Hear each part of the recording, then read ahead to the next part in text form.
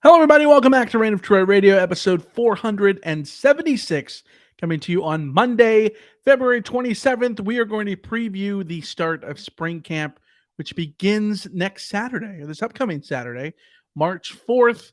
We're going to look at the offense, led by, of course, the Heisman Trophy winner, Caleb Williams. Going to walk unit by unit on the offensive side of the ball, preview what you should expect to hear during spring camp. Obviously, spring camp is not necessarily open, and you won't see everything like you would football games during the fall. But we're still going to talk about the talking points going in and what to expect from the Trojans this spring in their 15 practices. As always, you can follow us on Twitter at Reign of Troy, like us on Facebook, facebook.com/Reign of Troy.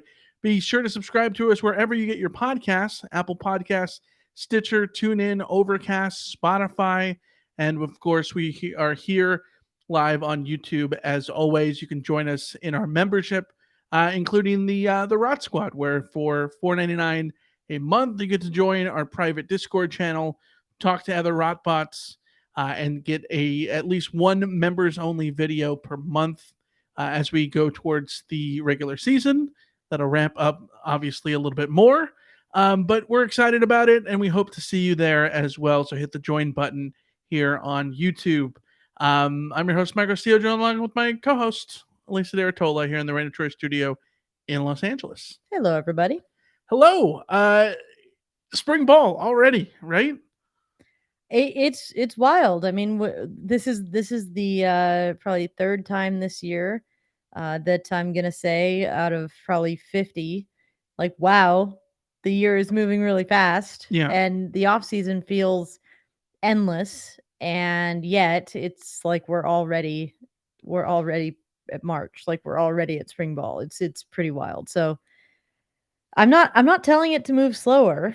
I'm just commenting on how quickly it's moving. Yeah. It's already February 27th. The next day, 28th, will be the final day Yeah. of the month of February, which is, of course, is the shortest month of the year, the best but the shortest month of the year. And then we get into March, where spring ball begins. The spring game will be next month, in the middle of April, and of course, the off season just a little bit shorter because the Trojans start the 2023 season in week 0 at home this year. Something to look forward to there at the end of August. Alicia, let's just get right into it. Let's just start previewing the offensive side of the ball for the Trojans. Next week, we will preview the defensive side of the ball. Obviously, spring camp starts on Saturday, but we're going to still preview the defensive side next Monday, March 6th, 2 days after camp begins. But not like a lot of stuff is going down in day one of camp, anyways. So Yeah. we'll still be there at the beginning of camp to help you preview the defense. But let's start with the offense and start with the wide receivers. Alicia, this is a fascinating position group. Has been at USC for, I don't know, a couple decades now, maybe 3 decades. The wide receivers is absolutely loaded with Dennis Simmons as the wide receivers coach. But for a unit that I think we all consider one of the best in the country, surely, last year and the year before that and the year before that, well, maybe not 2021. It was Drake London and everybody else, but this has been a unit that has, led the Trojans so many times over the years. And it's one that has been so deep. And yet, when I was putting together the rundown, I was telling you, SC only returns five receivers in spring camp. 5. Yeah. Like, you think about everybody, like Jordan Addison, of course, leaving in the NFL, but like, I don't know. 5 seems like not that many when we talk about this receiving core being so deep. It is a deep group, but of course, there's a lot of attrition as well. Well, that's the thing, is when you have 6 guys leave the program, yeah, you're only Yeah. gonna return 5. And USC has 4 that we are planning on coming in for USC in over the course of spring and fall. But the May transfer window is going to potentially be another opportunity for USC to add bodies in there to fill out the rest of this group. So I'm not particularly worried about the numbers because I think the numbers will be dealt with depending on what things look like going into the spring. And Hmm. to be honest, the top end talent that USC has in this group is why it lost so many numbers. Like Right. if USC didn't have the five that they're returning being so well established as guys who are going to contribute massively for USC, they wouldn't have lost Kyle Ford. They wouldn't have Yeah. lost, Garrett Bryant Jr. or CJ Williams. It's just sort of par for the course that if you're going to be adding someone like Dorian Singer and you've got Zach Branch and Makai Lemon coming in and then Jacoby Lane later down the line in the fall, when you're adding those guys, you're going to see attrition from people who see the writing on the wall and Right. recognize that they're not going to be one of the top five receivers in this group. So it's just the reality. But when it, like I said, the top line talent, like you wouldn't trade Brendan Rice, Mario Williams, Michael Jackson III, Kyron Hudson, and Taj Washington, throw in Dorian Singer, Zach Branch, and Makai Lemon. Hmm. You wouldn't trade those guys for any of the guys who are leaving, bar Jordan Addison, who is not leaving because of attrition in that sense. He's leaving because the NFL called. So, Right. yeah. Well, I think Kyle Ford is the one that hurts in the sense that, you know, every SC fan saw his potential and saw how good he's been in glimpses as a depth guy. The last couple of seasons and towards the end of this past season, kind of finally getting starting time.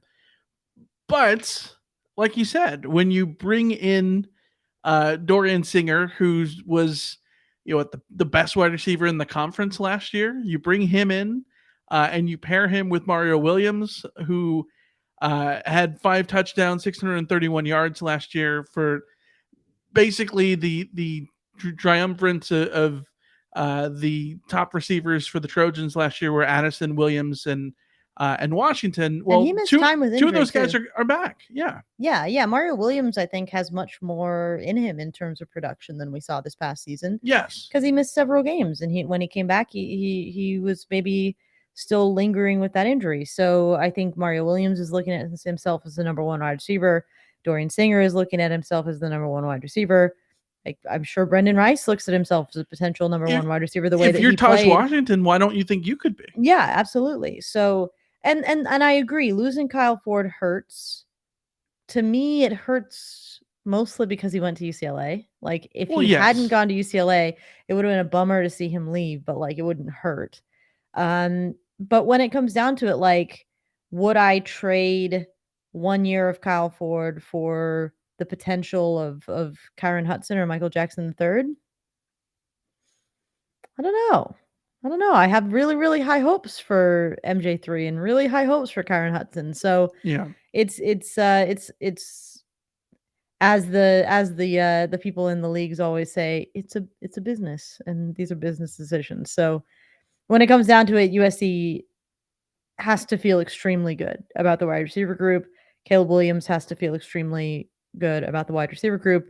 And I think you feel even better knowing that you go through spring, you establish some pecking orders between these guys, and then you get to the summer, and maybe there's some guys out there at other programs who are looking around thinking, I want to go play with Caleb Williams, and they take their opportunity. So Yeah. this position group could be ever changing, but um, in terms of pecking order, I feel very, very good about, let's say, a front three, like a core three of Dorian Singer, Mario Williams, and Brendan Rice, and Taj You wouldn't have Washington. Taj in there? Well, okay, it's Mario Williams, Dorian Singer, and then Brendan Rice slash Tosh Washington. And the reason I feel okay with, like, Is that because of Rice's potential? Rice's potential is higher, but I also feel good about Taj Washington in the sense that he is all reliable. Like, he He's the Deontay Burnett of this yes, group, right? he's the guy who's just always going to be there catching passes in, regardless of which of those other three that I named are starring in the game. Yeah. Taj Washington's always potentially the number 2 guy there. If that makes sense. Like, he's not the number 2 wide receiver in this group, But like Right. if you gave me a line for how many games is Taj Washington going to be USC's number 2 receiver, I would say he will outdo everybody else. Okay. I see what you're saying. I think he's just going to be the most consistent, right? Yes. Because that's what he is, and I think that's why I kind of like the Deontay Burnett comparison, because you look on at the receiving course that Deontay Burnett was on. Was he as flashy as Tyler Vaughns? No. Was he? Did he have the upward ceiling of a Juju Smith-Schuster? No. No. But he was more productive than both of those guys for long stretches, and that was just because he was just consistently consistent. And that's one of the things that plays, that absolutely plays. When you look at the five guys that are back, Rice, Williams, Jackson the third, Hudson, and of course Taj Washington. Who's the one that you think needs to take the biggest step forward this spring? I think Mario Williams has the potential to be a real household name nationally, and he's Right. not there yet. And I think that's what his aspiration is. And so he's the one that I think has to take that step into the like national stage. Um, I think there's more room for someone like Kyron Hudson or Michael Jackson the third to like step into the starring role at USC. But I think when you look at Mario Williams, you're looking, how do you go from being really productive, really important, but like 600 yards on the season to Yeah. 1,200 yards? Like, how do you, how far of a step is it for you to be the man, like the number I one? I don't And know it if might not be there's possible in this group because there's too many guys catching passes. yeah, I don't know that there's a guy as good as Dorian Singer is. I don't know that there's a guy that will catch um, you know, uh, gain 1,200 yards or whatever it is, just because there's so many guys, and we know that Caleb Williams likes to distribute the ball relatively evenly. I don't know if there's that production is kind of out there, which is a luxury when you have this many guys that you can even say that. But for me, I think that this is a big spring for Brendan Rice and Michael Jackson III, because you know what Mario Williams is. You know what Taj Washington is. We know what Dorian Singer should be. I think if you are Brendan Rice and Michael Jackson III, you have to be somewhat worried, maybe not worried, but inspired something. I don't know. By the arrival of Branch and Lemon, because those are two guys, five-star in Zach Branch, the number 4 overall recruit in the country, and then Makai Lemon, who just misses out on being a consensus um, 5-star as a high 4-star guy, like out of Los Alamitos. Like, those two dudes are coming. And if they're going to play a pivotal role in this offense as true freshmen, then they're not taking away Mario Williams's reps. They're not taking away Dorian Singer's. They're taking away opportunities for Brendan Rice, Michael Jackson III, and Kyron Hudson. Yeah, absolutely. I agree, and I think that I think these are the competitions that'll be really interesting to see in the spring. Now, Yeah, obviously, in the spring, you don't want to expect too much from Branch and Lemon, but in the spring, we could already see the writing on the wall that like Branch is a starter. Like yeah, that could become very clear very quickly. Could take a little bit more time, but it's not outside the realm of possibility to look at it that way. But at the same time, we could also go through the spring and find out that yeah, no, it's a pretty clear pecking order.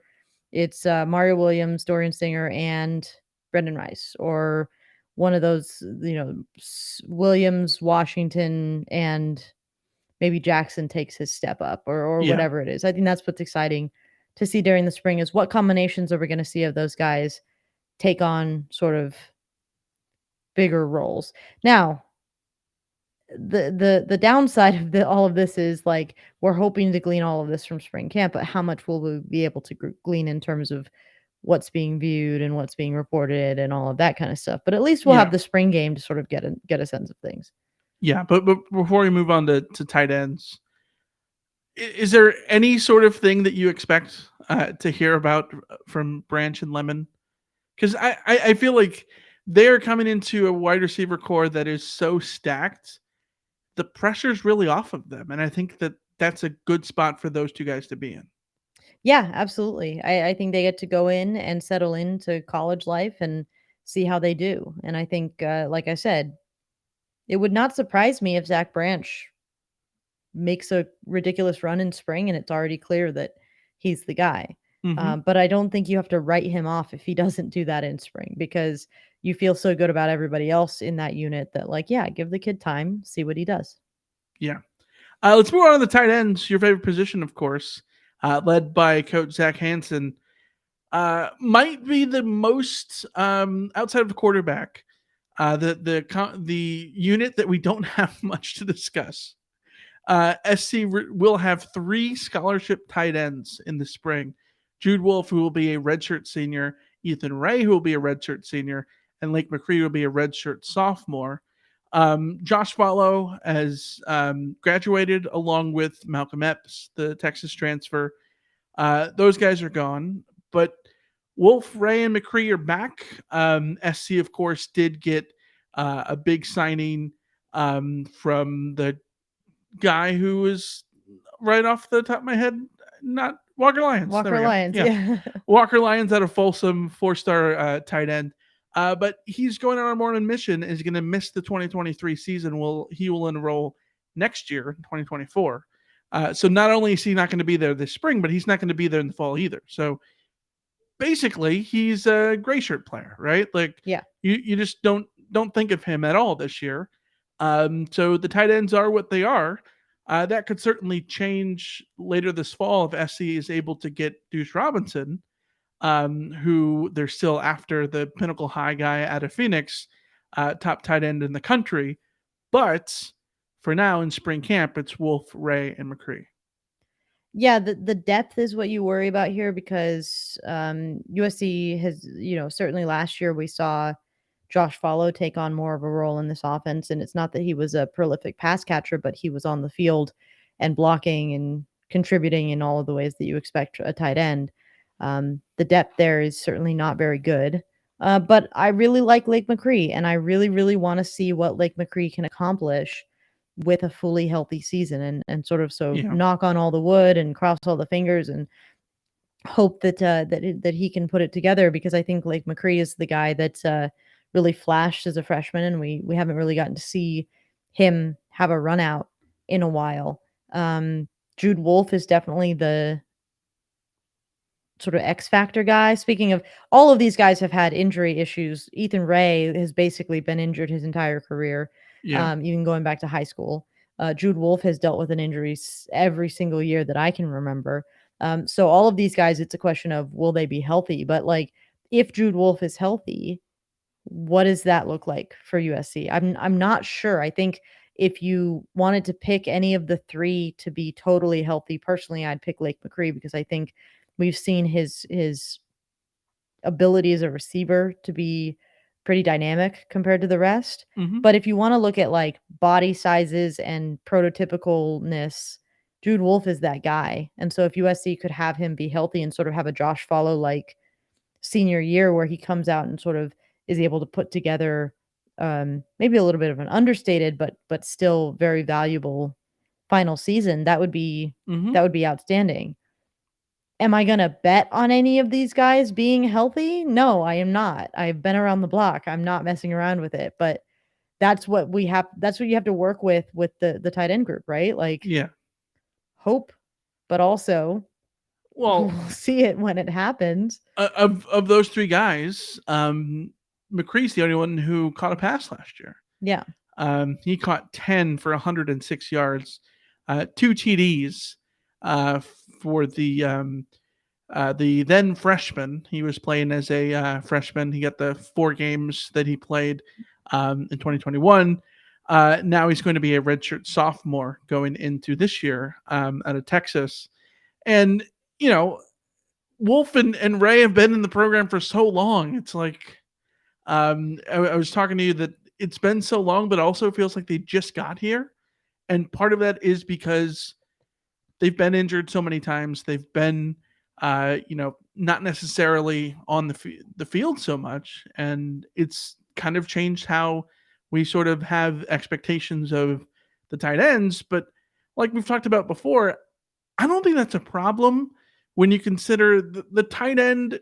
If there is a tight end on the field in the passing game, it's just taking a spot away from a slot receiver.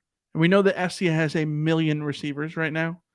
So I'm not overly worried. I know SC fans want tight ends because it's fun to watch a tight end. You see Travis Kelce and you want one of those.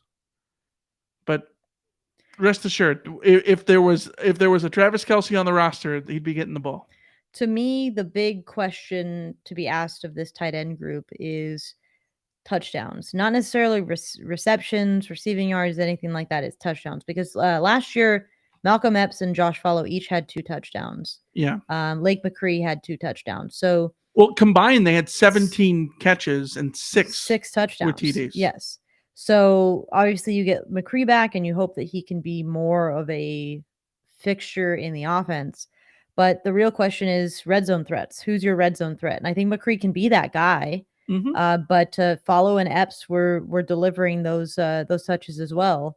And the real question again comes down to, can Jude Wolf or Ethan Ray carve out that kind of role and be an effective red zone option for USC, or are all of the hopes laying on Lake McCree sort of taking that next step? Yeah. This is what, spring and fall camp is designed for. And again, if none of those guys are up to the task, see our previous conversation about all of the wide receivers who can do that job. Like, right. This is what Lincoln Riley has to work with. And it's not like he has a shortage of weapons for Caleb Williams to find on the field.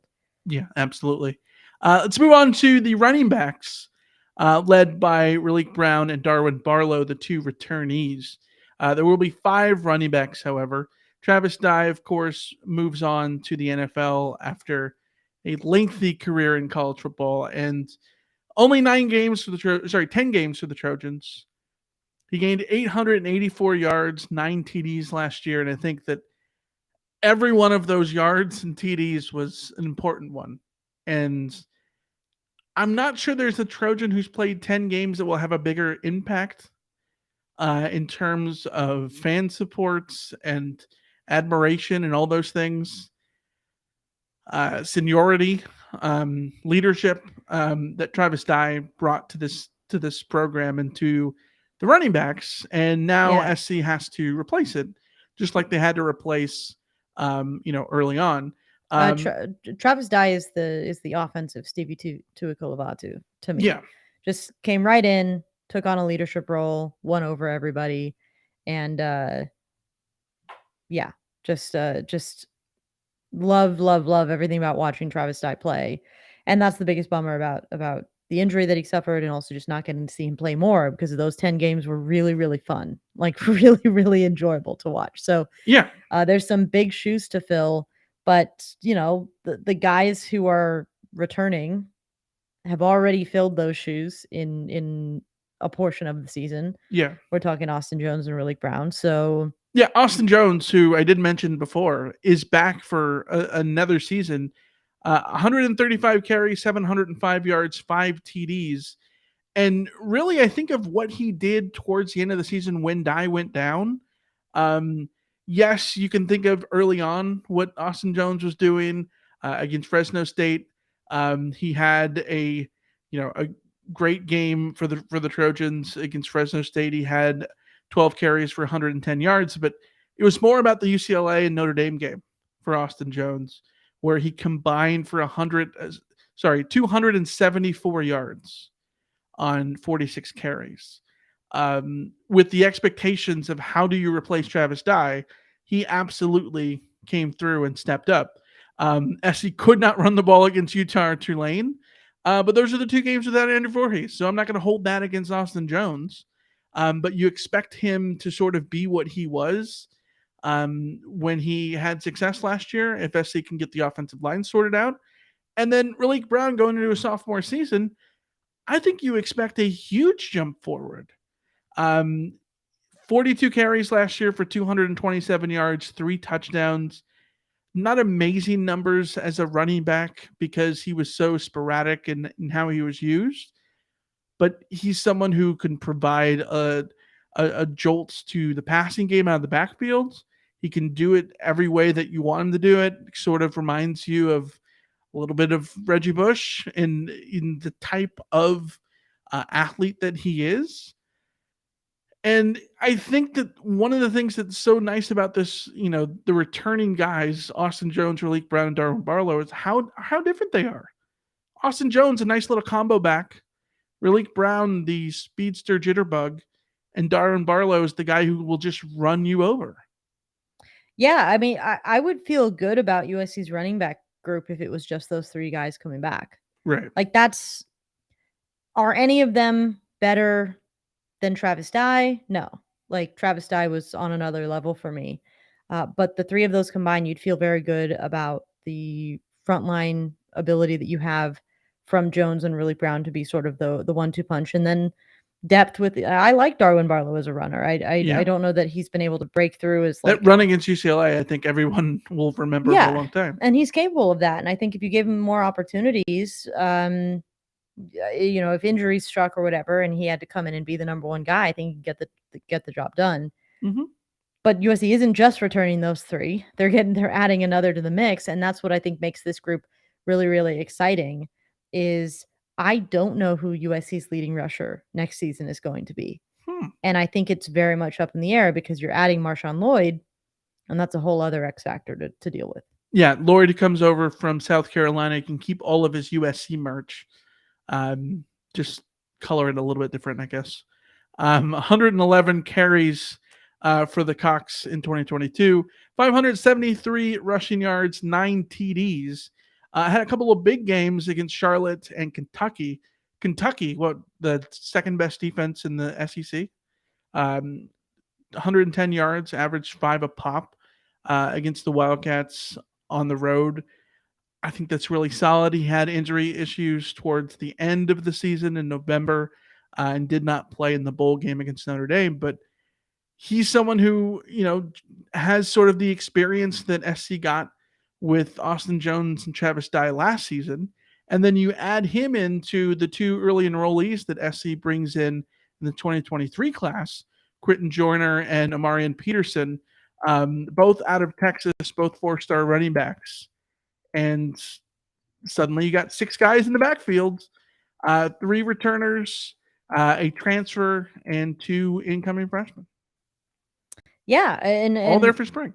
And now you're looking at some really, really solid depth at running back, and to the point where you're looking at the 2 running backs coming in as recruits, and they look good. Like, they look like guys who are going to contribute to USC down the line, but it feels like it's going to have to be down the line unless one of them really breaks through and opens some eyes in spring and fall, which is exactly the position you want to be in. Like, if you're relying on freshmen to come in and shock you, they have to be really good to do that when you have the running back room that USC is already bringing back.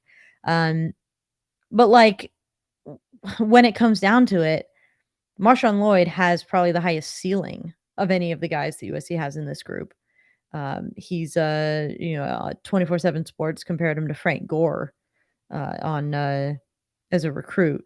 So yeah, so he'll be here a while. I like it. But you look at it and I don't know that I can separate at this point whether or not it'll be Marshawn Lloyd or Austin Jones or Raleek Brown as the go-to guy. And I think that's a good position to be in. Yeah. This isn't a quarterback, if you have 2, you've got none situation. Well, when it comes to running backs, what do we always say? They're all going to get injured anyways at some point. Every running back gets hurt. Every running back room. Half the guys get hurt at some point. You're always going to end up working your way down to your 4th string guy. And you're beholden to your offensive line. So yes. It sucks because, running back is such a, star-studded position in football, but at the same time, it's one of those that you can always find a running back. But when you've got 6 talented guys, that's a great position to be in. Yes. Now, the real question here is, when you've got let's say the sort of 1, 2, 3 of Jones, Lloyd, and Brown. Yeah. I think stylistically, Austin Jones and Marshawn Lloyd are competing to be USC's bell cow.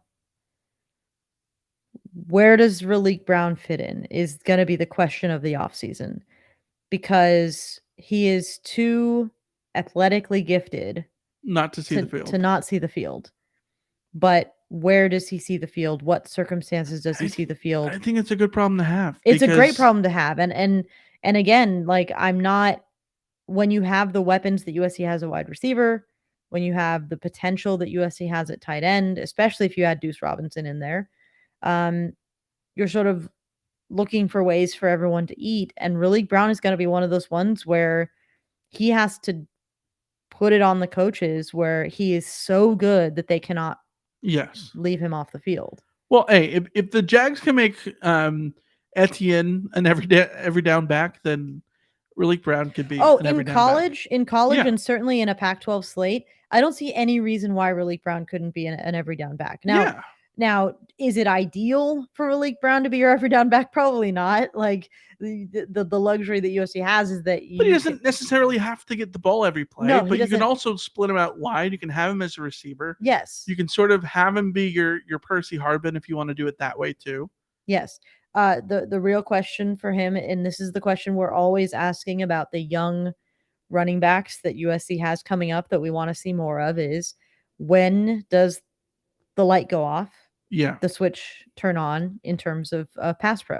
And I think that's what we're going to see or not see. It's always the thing that determines whether no or not blocking, these no Rocky.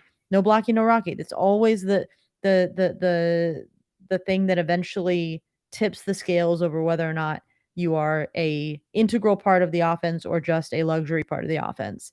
And that's the question that Raleek Brown has to answer, because I think you can sort of see the role for Austin Jones and Marshawn Lloyd built in. Still no blocking, no Rocky applies to them, but in terms of their size, in terms of their skill sets, just makes more sense that that's a little bit more of a natural fit. Yeah. Raleek Brown's going to have to. I look forward to Raleek Brown sort of forcing his way into the conversation around sort of whether or not he should be in on every play, because he's that gifted and he's that dangerous as a receiver, as a runner. Wait, hold on. Are you suggesting that SC season could come down to whether or not Raleek Brown is on the field on a 4th and 2? I mean, maybe. You never know. Maybe. You never know. If Darwin Barlow is picking up every first down that game, then maybe you can afford not to have him in there. Yeah, there you go. Yeah, you never know. Let's move on to the offensive line. Of course, led by Josh Henson, who came over from Texas A&M last season. This is a unit that we didn't have high hopes for. So our first members only episode that we're putting together here on YouTube is going to be tier ranking USC traditions. And I was going through our template where we've done tier rankings in the past, like on Patreon and whatnot. And we had a thing where we tier ranked position groups going into, I can't remember when this was. I think it was going into the 2022 season. Or was it, maybe it was going into 2021? Something like that. It was a long time ago. And we had the bottom tier as liability. I think this was going in 2021. And the offensive line was a liability going in.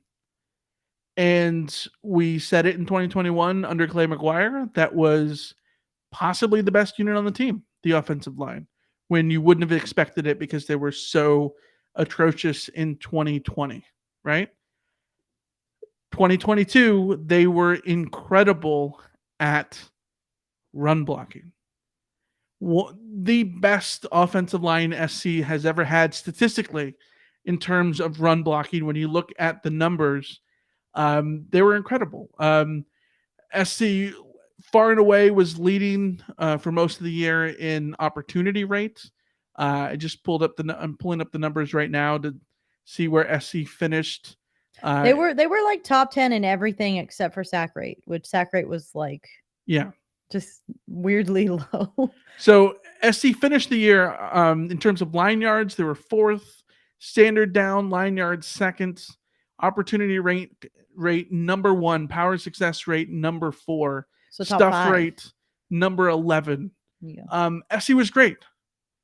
Pass pro a problem. But one of the reasons they were so good was because they had two All Americans, Brett Nealon and Andrew Voorhees. Andrew Voorhees, especially the guy who's going to go high in the draft. Both those guys get hurt. One misses the Pac 12 championship game, the other one gets hurt in the Pac 12 championship game. Of course, Caleb Williams gets hurt in the Pac 12 championship game. Everything goes to hell in Vegas for SC. The entire season crumbles. SC does not win either of their final two games without those guys. And you're like, well, what's going to happen in 2023? Well, SC goes out, and even though you're losing Nealon and Voorhees, moving on to the NFL and becoming pros, Bobby Haskins is out of eligibility. Jason Rodriguez is retiring and going pro in something other than sports. SC goes out and gets three big transfers: Ethan White and Michael Tarquin out of Florida, and Jarrett Kingston out of Washington State. Those guys add on to a huge returning group. Like SC returns a ton of guys, including guys with starting experience like Justin Dedich, who's now going to be expected to sort of be the captain on that offensive line, most likely the center on that offensive line. Mason Murphy, Jonah Monheim, Cortland Ford all started games last year. Gino Quinones has gotten a fair bit of experience. And then you have guys that are more reserve players that are looking for chances to get in there, like Andres DeWerk, Cooper Lovelace, Caden Stephen, Andrew Millick. There's dudes here, along with four-star incoming freshman Elijah Page, who is Deuce Robinson's teammate over at Pinnacle High in Phoenix. Yeah, before the transfer portal, this looked like a potential worry spot for USC going into 2023. Yes. There was a question about whether or not Justin Dedich was going to declare for the draft. Mm-hmm.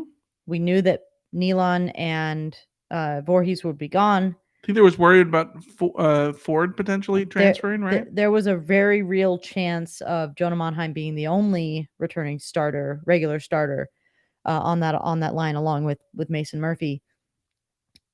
You get Justin Dedich back. He decides to come back and make his mark at center. Huge win for USC.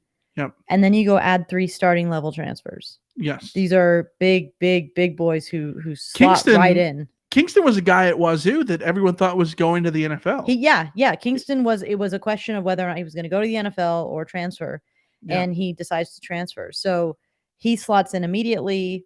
You look at Tarquin and White, you feel like they slot in immediately. Yeah. And suddenly White was a second team all SEC-er. Yes.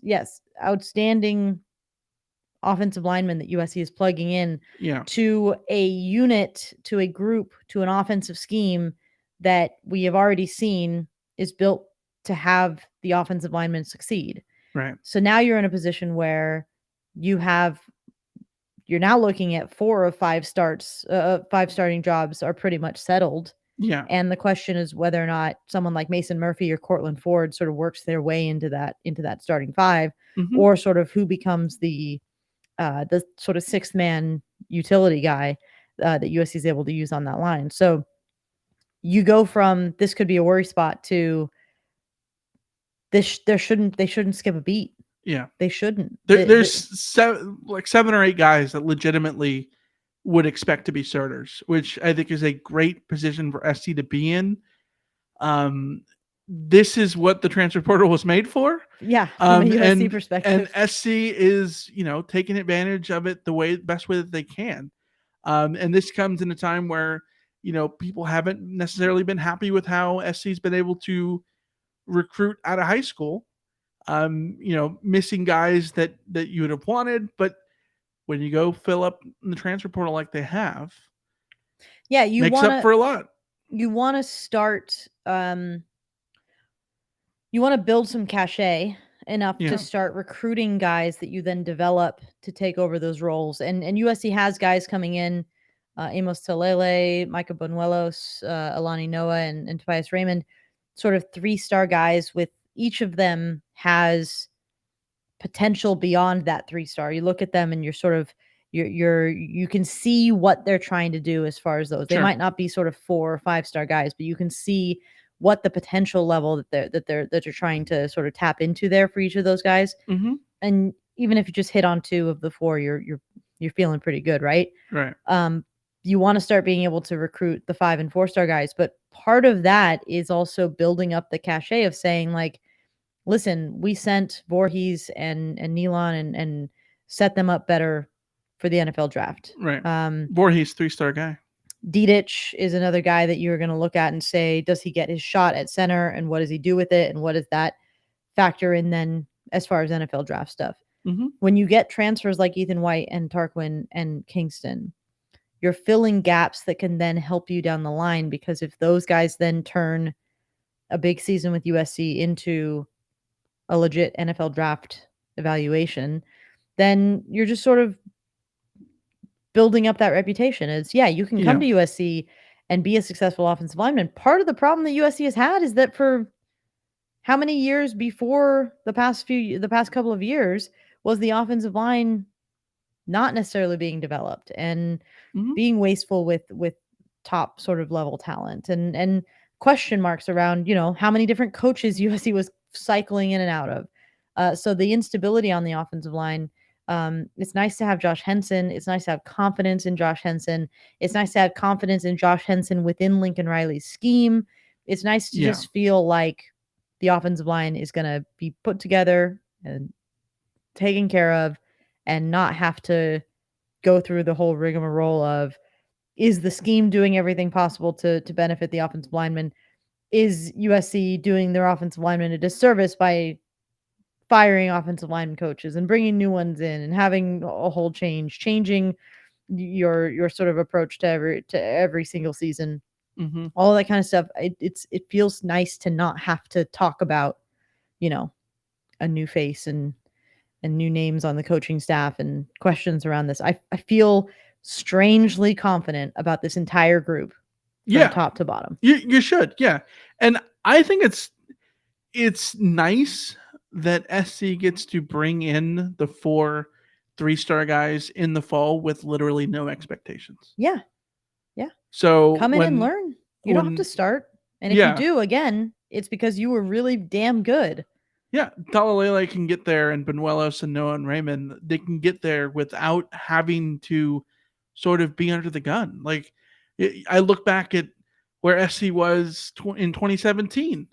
Andrew Voorhees was a 3-star guy, but a 3-star guy who was, yes, he was an early enrollee who kind of turned some heads immediately in spring camp, but he had to start early on in his career, in part because Vianney Talamavo got hurt, right, at that Washington State game in warmups, and Voorhees had to go in there, and like, you don't want to be in a situation where you have to throw those guys that you need to develop, and you need time to develop like you do with 3-star offensive linemen.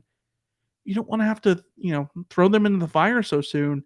And when this is a unit that we talked about before, where there's like 7 or 8 guys who will expect to be starters, then those guys don't have to start in an emergency situation even.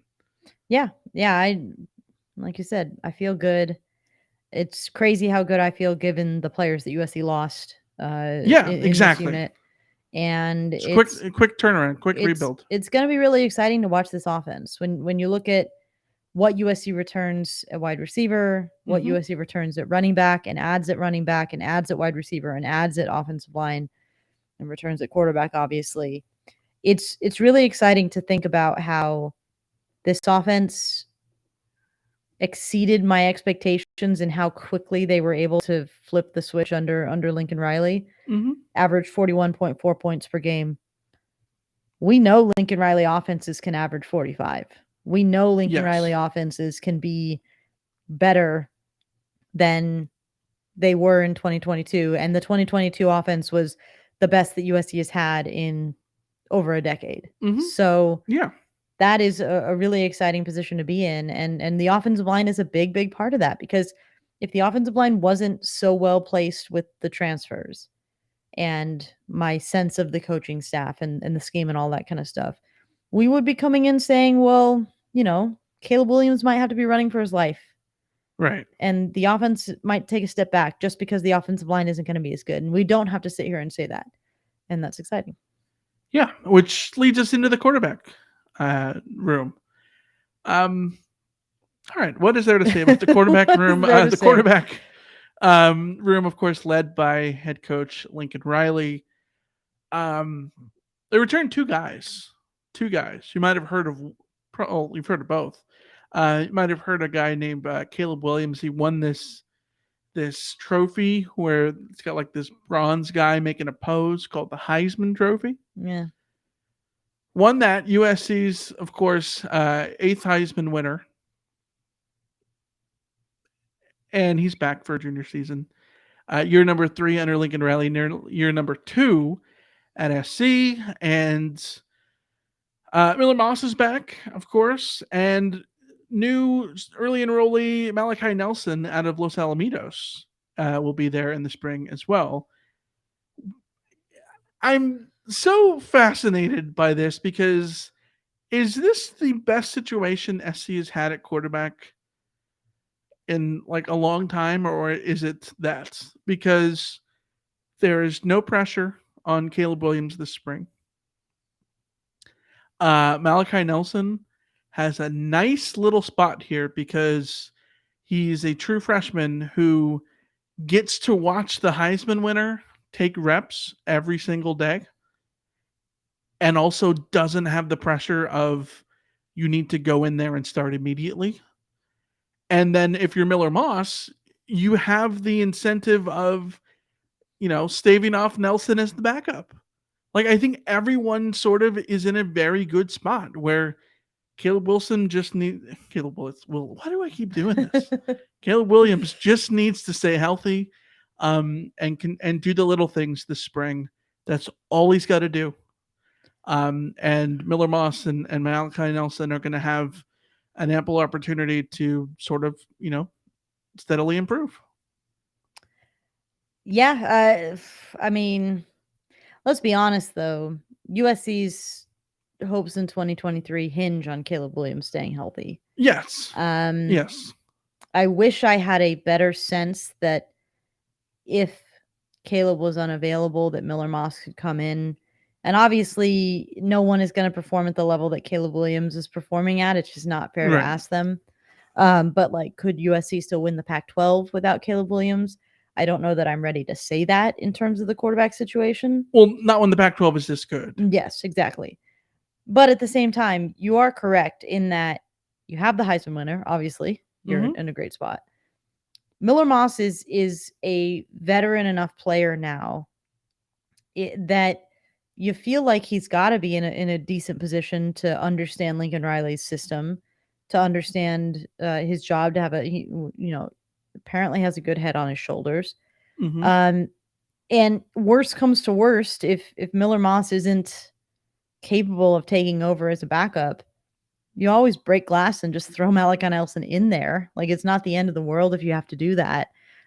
If in the nuclear scenario where Caleb Williams isn't available, like, there will be people clamoring to see what Malachi Nelson brings to the table and what he can do. So yeah, you have 3 quarterbacks.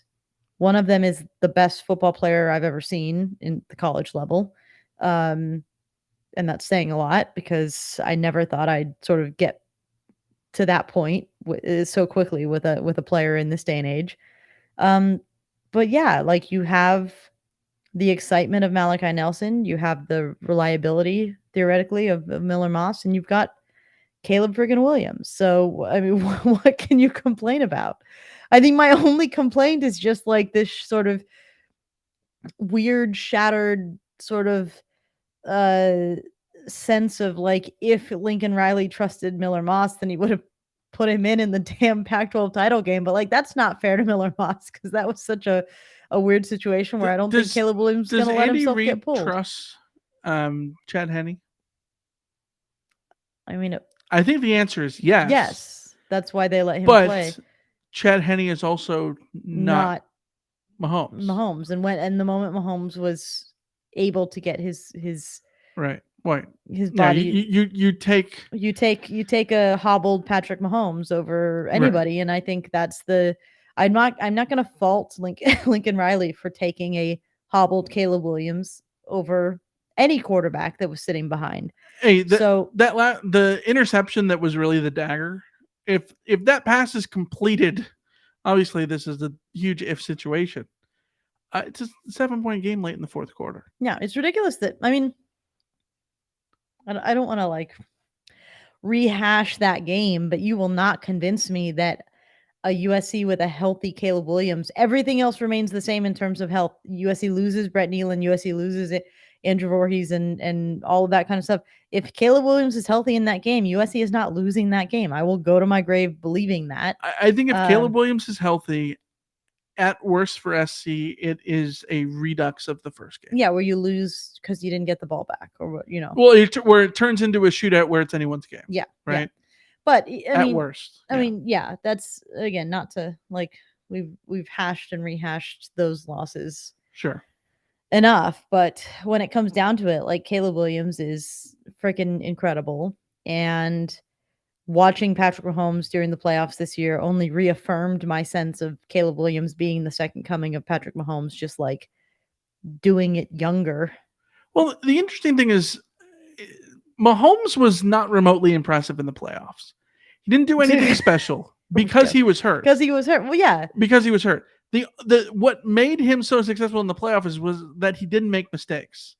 And you look at Caleb Williams, and like Caleb Williams, when he got hurt, he was very erratic, that's what most people happens when they're hurt. Yeah. And then he had the big turnover, right? Like, that was crucial. And that just tells you how difficult it is to be like Mahomes and not make the mistakes while injured. Yeah, it's extremely difficult to play while injured. Like it's just Yeah, part of the deal. But like unless you're Jack Youngblood or Juju Smith-Schuster. Yeah, Zombie Juju wins all. Yeah. I mean, apparently he was Zombie Juju in the Super Bowl. Apparently he was like he couldn't walk before the Super Bowl, and they were sort of getting his knee right. Well, he wouldn't be held back, right? He would not be held back. No. Yeah. But the scary thing about Caleb Williams coming into the 2023 season, I think it's fair to sit here and say like there's a decent chance that not that he regresses, but that like he can't replicate the 4,500 yards, 42 touchdowns, 5 interceptions. We've talked about this before, right? But like, well, and we've had this conversation semi recently. It's weird to look at his game logs and realize that like no, there is actually a lot of room for improvement on him in terms of efficiency. Like he had some very inefficient games last year. He has completes 44% of his passes against Oregon State, 51% of his passes against Washington State, 53% against Colorado. Like there is room for him to be a much more efficient quarterback. Yes. And that should be very terrifying for opposing teams. Yeah, well, you look at it and Caleb Williams was the obvious Heisman winner at the end of the season. But in the middle of the season, he wasn't that. I don't think he was I think SC fans would have him, in their top 3 throughout the entire season, but in the middle of the season, he wasn't on top 5 lists, right? Yeah. But he got better and better and better as the year goes on. And if he was how he was playing in November throughout the entire season, yes, he improves. And then to go back to the idea that, well, how will he replicate this? I think we need to stop thinking like we did about Barkley, Darnold, Kessler, Slovis, who never replicated those big numbers that they had early on in their careers. Because you look at the quarterbacks that Lincoln Riley has had, Baker Mayfield's great junior season was immediately replicated as a senior. Yeah. His senior numbers immediately replicated in the first year by Kyler Murray. Kyler Murray's numbers immediately replicated by Jalen Hurts. There were 4 seasons in which the quarterbacks had nearly identical numbers, Yeah. That's just what a Lincoln Riley which quarterback just tells you does. that the system works. Yes. And then on top of that, how good Caleb Williams is in the system. To sprinkle some of that magic on top of it. Yeah, so Because that's absolutely the he can replicate it. that's the thing that sort of caught me off guard about Caleb Williams is I think we've seen quarterbacks run Lincoln Riley's system better than Caleb Williams did last year. But what sets Caleb Williams apart is that little sprinkle of magic. That little, Yes. like I said, when we were talking about the running backs, something about watching Travis Dye run brought me joy. It was just something like compared to watching Austin Jones, compared to watching previous really good running backs that USC has had. Like there's something that separates a Travis Dye and a Ronald Jones from your sort of more run of the mill rushers. And Right. Caleb Williams is that for me at the quarterback position, where it's just like he brings me joy to watch to it at a level that I can't compare to anyone but like the Reggie Bushes of the world, where you just watch them and they capture your imagination. And that's special. And I'm really excited to see more of that from him in the final season that we get to watch him in Cardinal and Gold. Like, I think we just all have to sit back and enjoy it and enjoy the ride and enjoy the show because he's going to put it on. Yeah, that's the silly thing too, is you look back and you're like, oh my God, Darnold is this thing and he's amazing and this is the greatest thing we've ever seen and all this stuff. And then you look back at it, it's like, oh man, like Darnold is not in the stratosphere of Caleb Williams. No. And that's not a knock on Darnold Sam brought Darnold. me a lot of joy too. Like, yes, but it's like it's not a mark on No. Darnold. It's just that Williams is just that much, you know, yes. higher of a level. Like we were arguing that Darnold could be a guy that you could pick over you know Carson Palmer and Matt Leinart, and like there is no argument. Like you're taking Caleb Williams over those guys. You know what I mean? Yeah. So. Yeah. I mean, no question to me. So already. That will wrap up the offensive preview. We'll preview the defense, of course, next Monday, March 6th, as we look ahead to spring camp, which, of course, opens on Saturday. Do you want to wrap this thing up with the email we got from Tony in Donora, PA? Michael and Alicia, this is Tony from Donora, PA. Michael, you said you couldn't believe you were turning 35. I'm turning 35 next year. Slow down a little bit. Hey, on the 31st of March, I'll be 60. I don't know where the time went. It was just yesterday. I was in high school, then college, and out into the real world. It flew by, so don't sweat it. Enjoy being 35 because I'm enjoying being 59 right now. Both of you keep up the great work. I'm glad I came across your podcast. I also watch you on my TV, on YouTube. You guys do a great job. Fight on. Tony from Donora, PA. Thank you so much, Tony. And I agree. I think that's a great message to remember. Yeah. It's the message that I always tell my friends who haven't hit their 30s yet. And it's funny because like I remember people like talking around my mom or my mom talking or whatever about how like you know your 40s are the best time of your life, or your 30s, or your whatever, like things get better and it's like the thing that I tell my friends and family who are under 30 is to stop sweating the age. Right. Because the moment you stop sweating your age is the moment you start to be like free and actually just enjoy life. And that's how I feel. I am turning 34 later this year. And it's like there was a time in my life when being 33 would have made me feel insane because it's like at 33 you're supposed to have your shit together, and I most certainly do not. But like it's fun because I turned 30 and all of a sudden it was like, screw expectations. I really don't care. Like I'm just doing things at my own pace, and that's fine for me. So yeah, don't sweat the age. Live in your moment. Don't judge yourself against sort of what your age says you are or aren't, or haven't accomplished yet, or anything like that. So I think you're doing okay on the age front, right? Well, are you sweating 34? I'm sweating it because 35 is scary. I was talking to somebody the other day that like you look at achievements.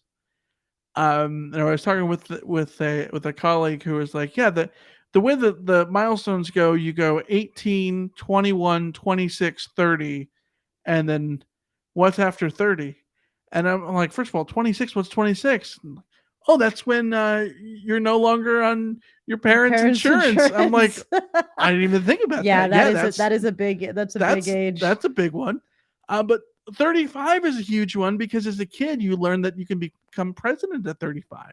And that sounds like Ah. so old, so far away. And then here I am and I'm like 35. I was just in high school. And then I realized that I enrolled at Narbonne 20 years ago That's this year. wild. What? That's wild. What? Yeah. My 10-year high school reunion was now several years ago, and that still trips me out, like Yeah. but also the fact that 10-year high school reunions are generally around when you're 27, 28 is terrible because, like, those were the worst. You wanna talk about the years of my life when I was most contemplating my age and my lack of personal success and all, like, where I was, like, questioning all elements of my being was the was around the time that you would be expected to go to your high school reunion and, like, face everyone that you went to high school with, like, that it's terrible. Just don't go to your No. 10-year reunion. It worked out that my 10-year reunion was literally on the day of a USC game, so I couldn't go. So, like, I got bailed out. Yeah. But Heard good thinking things back on about that, it. yeah, some crazy. I mean, I would have had a great story if I had gone. Great Yeah. sports story, but apparently can't. Yeah. But Didn't do but it. for But me it's fine. uh, the mid 30s are scary also as a sports fan because you're like as That's a sports fan, like you don't want your team signing 30-year-olds. They're old. Yeah, that is a thing though, because when you're talking about like athletes now, it's wild to me that like I am older than Robert Woods, and Robert Woods is now in his 30s And he's considered old. and he's like a veteran. It's like, who's gonna sign him because he's now 30 and like that's old. And it's like Yes. I'm 3 years older than Robert Woods though. And like you look at quarterbacks or whatever, and you think about like athletes in their prime, and it's like, yes, that prime is extending out further into the 30s, but still a 35-year-old soccer player or baseball player or basketball player or football player is on the waning end of their career, and that's pretty it's pretty wild when you consider that, like, in order for you and I to retire, we expect to work several more decades of our careers. So yeah, that's You know, Khalil Mack. Would you consider Khalil Mack old at this point? older. Yes, how old is he? He's 2 years to the day younger than me. Yeah. Mm. Anthony Rizzo, my age, Yeah, that's wild. considered old. Yeah, Terrifying. yeah, It's terrifying. But yeah. Hmm. anyways, what's not old is the Rot Squad. It's brand new, and you can join us here on YouTube for members only content, including our private Discord channel where you can talk to us about anything about USC or the podcast or anything else, along with our other Rotbots. You can join us there and also get bonus content, members only content here on YouTube for as little as $4.99 a month. Join us there, hit the join button there on YouTube. If you can't see it on your phone, you might have to go on a desktop, but nonetheless, it's there. Trust us. And we will be delivering you guys content there, and we're super excited about it. We'll be excited as well next week to talk about the defense. Spring preview of the defense next week. And as for us, this wasn't a live episode, folks. Shock. That's why we never mentioned the chat. You Pulling the probably rug figured out it from out. under people. Yeah. They If all, think if all we're if all goes well, we're like in Cabo right now. So they think we're ignoring them the whole time during this episode. yeah. Hopefully there's no like troll comments. Yeah, that would we apologize for that if that's happening because no one's monitoring the chat right now.